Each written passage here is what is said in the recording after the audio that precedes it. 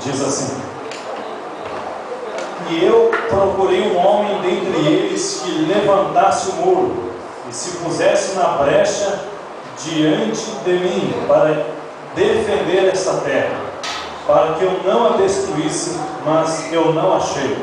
E eu derramarei minha cólera ou minha ira sobre eles, com o fogo da minha indignação, colocarei sua pomba em sua cabeça, o Senhor Deus diz. Amém? Os irmãos podem se sentar para a glória de Deus. Meus irmãos, esses dias atrás eu estava pensando sobre, eu estava ouvindo uma pregação, e o pastor de repente perguntou para a igreja dessa maneira: o ladrão da cruz foi salvo no céu, tem um ladrão ou tem um santo? Ele perguntou para a igreja. Uns diziam, lá tem um ladrão. Outros diziam, não, lá tem um santo. E alguns diziam, sandrão. Um misturava a palavra. E meus irmãos, no final aquele pastor disse, no céu tem um santo. Meus irmãos, observe para você ver. Um pecador arrependido é transformado em um santo de Deus, em uma santa de Deus, na hora que ele crê, na hora que ele tem um contato com o poder do sangue de Jesus. E a Bíblia diz, meus irmãos, em Gálatas, que nós andamos santificados pelo sangue de Jesus, porque cremos no Senhor, mas ao mesmo tempo continuamos sendo pecadores. Mas como assim, irmão? Continuamos sendo pecadores, estando santificados. Entraremos no céu, no dia do arrebatamento subiremos, deixando de ser pecadores, para ter um corpo todo glorificado. Mas até lá, irmãos, nós andamos como? Nós somos pecadores ainda, mas estamos santificados diante do Senhor. Obrigado. Onde eu posso deixar aqui? Meus irmãos, como assim? Um pecador ao mesmo tempo é santo para a glória de Deus. Um dos exemplos, irmão, que nós podemos dar de alguma coisa que continua sendo pecadora, mas ao mesmo tempo é santo, uma coisa que num tempo em que ela é torta, ao mesmo tempo está reta. Como, irmão, nós vamos explicar uma coisa dessa? Como que poderíamos explicar com palavras, irmão? Ao mesmo tempo que eu sou um pecador, eu também tenho um nome no livro da vida e sou santo aos olhos do Senhor, mas ainda continuo sendo um pecador falho, errôneo, limitado. Mas como, irmão? Sabe como uma das explicações para entendermos isso está atrás de nós, aqui na nossa coluna, irmão. A nossa espinha dorsal, se você for ver uma pessoa que está 100% saudável com a sua espinha dorsal, com a sua coluna, irmão, se você falar para o médico assim, me dá um exemplo de uma coluna reta, ela é assim, ó, não é reta, ela tem uma curva, irmão, ela é torta. O médico vai falar para você, aqui está uma coluna reta, você vai falar assim, vai estar torta. Ele vai falar, essa é o normal dela, mas ela está reta, está saudável. Assim é o pecador, irmão, aos olhos de Deus. Ao mesmo tempo que ele ainda continua com a natureza pecadora, mas aos olhos do Senhor é reto, aos olhos do Senhor é santificado para a glória do Senhor. E isso, meus irmãos, essa natureza pecadora que está dentro de nós, e ao mesmo tempo essa nova natureza que recebemos com o poder do sangue de Jesus para nos tornar santo, essa velha natureza é a carne, essa nova natureza é andar no Espírito para a glória de Deus. E a Bíblia diz, meu irmão, que essas duas naturezas estão aí dentro, está junto com você, é uma só, irmão, está dentro de você, é uma coisa só, irmão. Eu quero dizer aos irmãos em nome do Senhor Jesus, e a Bíblia diz, meu irmão, que quando nós alimentamos uma, ela se torna forte, e quando nós alimentamos a outra, ela também se torna forte. E eu quero dizer aos irmãos, se você alimenta a sua natureza, a sua carne, a todos os desejos pecaminosos, pode ter certeza de uma coisa, você vai enfraquecer a sua vontade de buscar a Deus, você vai enfraquecer sua vontade de servir ao Senhor, você vai enfraquecer seu fervor ao Senhor, você vai enfraquecer sua vida espiritual. Mas quando você deixa todas as coisas que agradam a nossa carne e começa a servir a Deus em espírito, buscar aquilo que agrada a Deus, não que lhe sustenta ou que alimenta ou ali mata a nossa própria vontade, vontade, mas que mata a vontade do Senhor, faz a vontade do Senhor, você enfraquece a sua carne. E eu quero dizer a você, você quer passar, irmão, você quer deixar de ser uma pessoa carnal, você só pode deixar de ser uma pessoa carnal no momento que você se torna espiritual. Você só pode deixar de ser uma pessoa espiritual no momento que você se torna carnal. Ou nós adoramos a Deus, ou nós pecamos, meus irmãos. Ou nós vivemos em constante adoração na presença do Senhor, ou nós pecamos. Quando nós pecamos, nós não adoramos. Quando adoramos, não estamos pecando. Então, meus irmãos, quando nós estamos fazendo a vontade de Deus um dia inteiro, nós estamos adorando a Deus o dia inteiro para a glória do Senhor. Não é só aqui, irmão, que você está adorando a Deus. Não é só agora que você está buscando ao Senhor. É só um momento. Você só tirou um momento para o Senhor, para a glória de Deus. Nos reunimos para a glória do Senhor, com o Senhor, com os céus e também com os irmãos aqui na terra. Mas a adoração, irmão, é desde o momento em que nós estamos andando em espírito para a glória do nome do Senhor Jesus. Aleluia. Então, meus irmãos, toda vez que você estiver aí andando, a sua coluna estralar, alguma coisa assim, lembre-se, irmão, nós somos pecadores ainda, nós somos tortos ainda, nós temos defeitos e falhas ainda, mas aos olhos do Senhor, nós somos agora um santo para a glória de Deus, uma santa para a glória do nome do Senhor Jesus. Amém, meus irmãos? Meus irmãos, nós lemos aqui no livro do profeta Ezequiel que Deus estava buscando alguém, não fora, Deus estava buscando dentre eles uma pessoa que Deus pudesse contar. Por que Deus não então achou o próprio Ezequiel? Ezequiel era contemporâneo de dois grandes profetas da Bíblia, Jeremias e Daniel. Jeremias profetizava quando Daniel e Ezequiel ainda eram pequenos. Segundo alguns estudiosos, Ezequiel e Daniel tinham quase a mesma idade. A Bíblia diz que Israel foi levado cativo para a Babilônia, Judá foi levado cativo para a Babilônia. Os jovens Ezequiel estava no meio. Daniel foi tomado de um grupo separado para ser levado lá na casa do rei, para servir particularmente o rei, porque era um homem formoso e inteligente. E a Bíblia diz, meus irmãos, que Ezequiel estava servindo no meio do povo, e ele era filho de sacerdote, se preparando para ser um sacerdote. E a Bíblia diz que um dia Ezequiel vai no rio Quebar, e a Bíblia diz que Deus aparece para ele, e ele vê uma nuvem vindo do norte, e nessa nuvem muitos raios, trovões e muito fogo. E a Bíblia diz que acima da nuvem o trono do Senhor estava. E a Bíblia diz, meus irmãos, que Deus começa a falar com Ezequiel. Ezequiel fica sem palavra nenhuma e cai. E entra o capítulo 2 de Ezequiel, versículo 1, que Deus fala para ele: põe-te em pé, e então começarei a falar com você.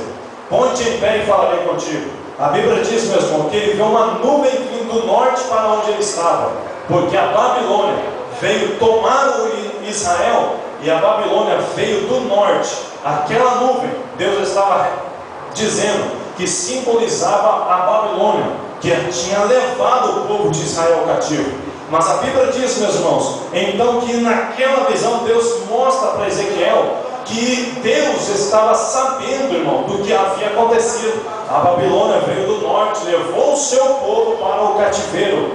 E a Bíblia diz que esta nuvem representa esse quadro: o povo da Babilônia ímpio levando o povo santo do Senhor, escolhido do Senhor, para o cativeiro, porque eles haviam pecado. Em outras palavras, alimentado mais a sua carne do que agradando a Deus. E a Bíblia diz, meus irmãos, que acima da nuvem havia o trono de Deus. Sabe por quê, irmão? Deus estava dizendo para Ezequiel dessa maneira: Ezequiel, eu vi Babilônia. É como se Deus estivesse dizendo para Ezequiel o seguinte: eu vi Babilônia levar vocês para o cativeiro, eu vi Babilônia tomando o rei de vocês, roubando o templo, eu vi Babilônia fazendo tudo isso, e em Babilônia ainda se exalta dizendo que tem todo o poder, mas o meu trono está acima de Babilônia. Deus estava dizendo: Babilônia fez o que queria, mas eu ainda estou no controle, porque meu trono está em cima da Babilônia.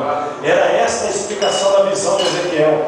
E a Bíblia diz que, meus irmãos, que Deus aparece para Ezequiel, fala com o profeta, Deus usa ele para pregar no meio do cativeiro para os filhos de Israel se voltarem para Deus, buscarem novamente ao Senhor. E a Bíblia diz, meus irmãos, que o profeta repreende os líderes, no capítulo 19, e no versículo 12, Ezequiel profetiza dizendo dessa maneira: Deus quebrará e secará e queimará as varas que sustentam esta cidade. Em outras palavras, Deus está dizendo: os líderes são como as varas secas, prontos para serem queimadas, porque já não tem nenhuma vida de Deus neles. Porque a Bíblia diz que os próprios líderes no tempo de Ezequiel desviaram o povo, os sacerdotes desviavam o povo, meu irmão, não ensinando mais a palavra de Deus. E a Bíblia diz que Ezequiel repreende eles.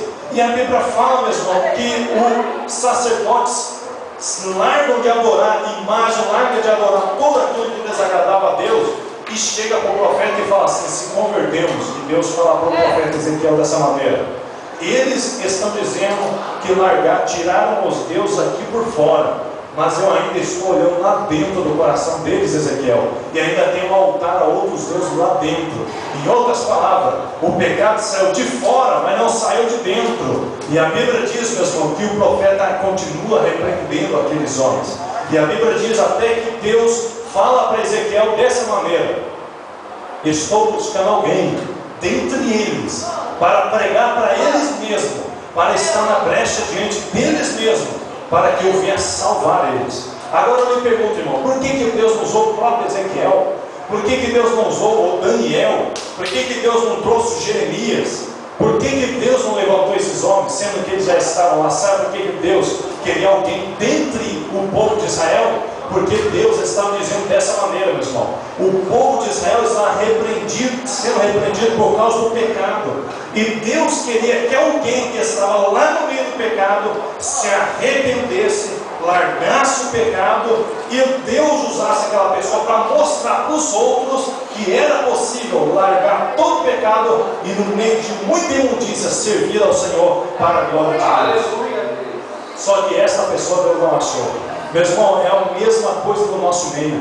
Nós vivemos em um mundo cheio de pecado, e é nesse mundo que Deus quer que as pessoas que vivem no meio desse pecado se arrependam, se volte para Ele, e Deus use estas pessoas, que sou eu e você, para a glória do nome de Jesus. Porventura nós não somos, irmão, algumas pessoas que viviam no meio de todo tipo de pecado, se arrependemos e agora estamos pregando para eles. É por isso que Deus não destrói esse planeta, irmão. É por isso que Deus não entregou essa cidade ainda na destruição. É por isso, irmão, que Deus não manifesta o seu juízo. É por isso, meus irmãos, que Deus continua com a sua misericórdia. É por isso, meus irmãos, que Deus ainda, meus irmãos, continua ali com a sua bondade, com todo o seu amor. Sabe por quê? Porque Ele achou em São José dos Campos pessoas que andavam no meio do pecado, mas ouvindo a sua voz, se converteram e agora prega para os outros, para a glória de Deus. A Bíblia diz, meus irmãos, que Deus não achou lá, mas aqui Ele achou para a glória de Deus. Nos Estados Unidos, em 1800, Deus achou. Meus irmãos, em 1500, lá na Alemanha, Deus achou Martinho Lutero. Meus irmãos, há muitos anos atrás, Deus achou, meus irmãos, homens e mulheres que viviam no meio do pecado, se converteram e agora pregam para aquelas pessoas que estavam no meio do pecado, que sou eu e você, para a glória de Deus. É por isso que Deus não destrói uma casa, irmão. Sabe por quê? Quando nós dizemos assim, Deus não destrói uma casa, nós pensamos: mas será que Deus pode realmente destruir uma casa? Pode, irmão. Deus tem todo o poder, irmão.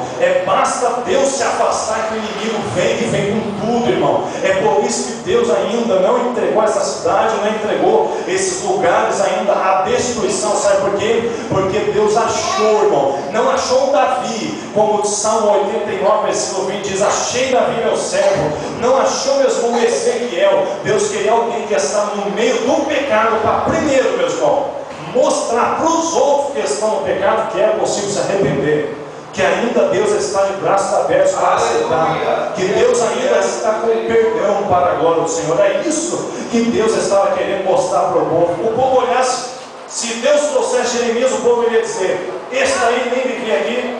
Mas se Deus levantasse alguém do meio deles, todo mundo iria ter que dizer: realmente, eu também sou igual a ele. Por que não se arrepender igual a ele? Por que não andar no mesmo caminho que ele, do arrependimento, e buscar ao Senhor? É por isso, meus irmãos, que Deus conta conosco para a glória de Deus. Em nome do Senhor Jesus de Nazaré, meu irmão, nós somos estas pessoas que acreditamos na palavra do Senhor e fomos perdoados. Agora temos a incumbência, a missão e o encargo, não o cargo, o encargo, a missão, a incumbência de pregar aos outros para a glória do Senhor, para mostrar para eles que é possível alguém ter vivido em todo tipo de pecado, é possível alguém ter pintado e bordado no mundo e ainda também ser possível a ser aceito no céu como um pecador arrependido e santo para a glória do Senhor. Meus irmãos, em nome do Senhor Jesus, nós somos esses homens e mulheres que Deus conta para a glória de Deus. O povo, meus irmãos, eles estavam, quando olhavam para o profeta Ezequiel, era um sacerdote, era um homem de Deus, mas Deus queria alguém de lá de dentro, irmão, para mostrar que é possível ser transformado para a glória do Senhor. Há pouco tempo, irmão, até mesmo no YouTube, até mesmo no Google, na internet está cheio, meu irmão, e muitos aqui devem ter ouvido falar de uma missionária que pregava, mas Deus usava muito ela, e ela saiu da presença do Senhor, e o que aconteceu foi o seguinte, irmão. Ela foi dar uma entrevista numa televisão, e aconteceu que numa entrevista ela jogou todos os anos de crente pregadora no lixo, irmão, com umas palavras somente, e dizendo: eu sempre quis ser liberta desse pecado, sempre quis ser liberta desse pecado, e quando eu vi que eu não conseguia, eu me entreguei a ele. Agora me explica uma coisa: um viciado no crack, na bebida, que está buscando se libertar, ouviu uma coisa daquela, o que ele vai pensar? Eu também estou buscando se libertar, já que eu não consigo, vou me entregar totalmente. Então, meus irmãos, o que acontece, meus irmãos? Que tem muitas pessoas que estão largando o chamado de Deus, a palavra do Senhor. Em nome do Senhor Jesus de Nazaré, eu quero dizer aos irmãos, meus irmãos, enquanto alguns estão retrocedendo, nós temos que continuar para a glória do nome de Jesus. Nós temos que continuar, meu irmão, levantando a bandeira da vitória em nome do Senhor Jesus. A grande pergunta, quando eu vejo algo dessa maneira, meus irmãos, duas perguntas me vêm à mente: será que essa pessoa foi crente de verdade, ou viveu enganosamente, enganando a si mesmo todos os anos que estava dentro da igreja? Ou será que essa pessoa realmente um dia teve encontro com Jesus? Ou foi como aquele provérbio de Pedro, que 1 Pedro diz: a porca ela voltou à lama? Meus irmãos, será que uma pessoa dessa realmente, irmão, teve encontro com Jesus, ou viveu no banco da igreja por longos anos, enganando a si mesmo, se dizendo ser crente, mas quando na verdade estava mentindo para os outros e principalmente para si mesmo?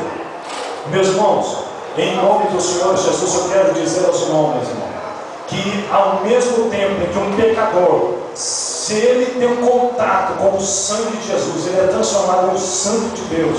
Ao mesmo tempo, meus irmãos, o pecado ele é tão cruel que ao mesmo tempo que essa pessoa teve um contato com o sangue de Jesus, foi purificado, ela também, irmão, pode também se sujar novamente. Então, em nome de Jesus, irmão, alimente a sua alma, fortaleça o seu espírito. Naum capítulo 2, versículo 1 está escrito: o destruidor subiu contra ti, guarda a tua fortaleza, fortaleça os seus lombos, cinge os seus cintos e te fortifica, porque o destruidor subiu contra ti. Em nome do Senhor Jesus, meu irmão, nós estamos nos fortalecendo. Leia a Bíblia, ore a Deus, busque ao Senhor, em nome de Jesus. Saia de todo tipo de contaminação que desagrada ao Senhor. Meus irmãos, hoje, se nós falarmos dessa maneira, pastor, de alguns programas da televisão, alguns vão dizer assim: pastor Ronaldo, nós estamos pregando contra a doutrina, agora estamos pregando ou trazendo para a igreja a doutrina contra a televisão. Mas não é, irmão.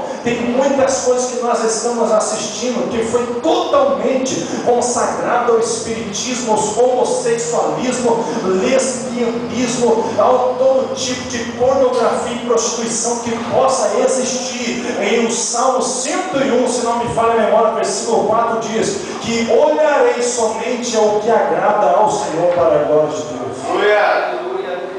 A Bíblia diz que se os teus olhos forem bons, todo o teu corpo será bom. Se todos os teus olhos forem luz, todo o teu corpo vai ser luz. Meus irmãos, em nome de Jesus de Nazaré, meu irmão, existe uma cidade que está prestes a ser destruída, mas não será se você pregar. Não será se você continuar firme para a glória do Senhor. Existe uma família que conta com você. Existe alguém que conta com você. E em nome do Senhor Jesus, meus irmãos, é só se nós ficarmos firmes para a glória de Deus. Então, em nome de Jesus, esta é a palavra que Deus colocou em nossos corações, meus irmãos. Estou buscando alguém dentre eles para pregar para eles mesmos, e somos nós, em nome de Jesus, nessa noite, para a glória do Senhor. Amém, meus irmãos? E para encerrar, eu quero dizer aos irmãos, só para encerrarmos, que, meus irmãos, o arrebatamento da igreja, no correto, é o momento mais esperado pela igreja na terra. Não é eu fazer a prova do Senai, passar no curso técnico e ser aceito lá na Embraer. Não é o momento mais esperado. Não é o momento mais esperado, meus irmãos, eu e a minha esposa ter 3 gêmeos. Não, esse não é o momento mais esperado. O momento mais esperado da igreja, diz a Bíblia, 2 Timóteo capítulo 4, versículo 7, é a vinda do Senhor. Aleluia. Só que tem um porém, irmão. O arrebatamento é o momento mais esperado da igreja para com o céu, mas é o momento mais esperado ainda pelo céu para a glória do Senhor. Nós queremos subir ao céu, mas mais ainda deseja Deus de nos ver lá para a glória do Senhor. É por isso, irmão, que o céu anseia nos ver no dia do arrebatamento.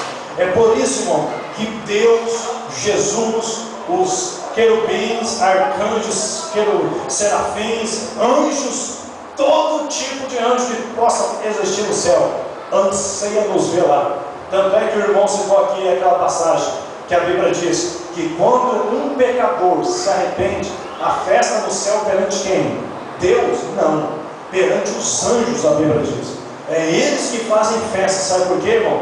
Porque eles estão com tanta vontade de conhecer a noiva do seu Senhor, estão com tanta vontade de ser testemunha do casamento e do arrebatamento, estão com tanta vontade de nos ver no céu, que quando alguém se arrepende, eles falam: mais um que nós vamos conhecer, mais um que nós vamos abraçar e ver, mais um que o nosso Senhor conquistou para o seu reino. Em nome do Senhor Jesus, meus irmãos, nós somos este mais um, nós somos este mais 2, nós somos este mais 3 que vão permanecer firmes para a glória do nome de Jesus. Pecadores no meio de outros pecadores, porém remidos e santificados pelo sangue de Jesus para pregar para a glória do nome de Jesus. Amém, meus irmãos? Amém. Deus está à procura desses homens e mulheres que preguem a palavra do Senhor. Uns encontraram Jesus no meio do mar e pensaram que ele era um fantasma. Outros encontraram Jesus no meio de 5.000 homens, fora mulheres e crianças, quando ele estava multiplicando pães e peixes. Outros encontraram Jesus, meus irmãos, quando ele estava no caminho de Jericó. Alguns encontraram Jesus em cima de uma figueira,